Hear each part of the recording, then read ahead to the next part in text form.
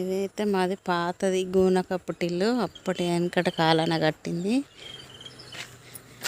ఇలా ఇట్లా కట్టెలు పెట్టి పెద్ద పెద్ద గోడలు కట్టి, ఇది ముందటి రేకులు.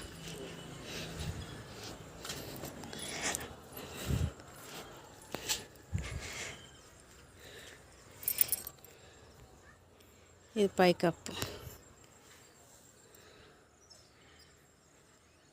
ఆడి వరకు ఇట్లా పొయ్యిలు వస్తాయి అన్నట్టు, లోపల ఉంటాయి పొయ్యిలు, పొగ బయటకు వస్తుంది అట్లా.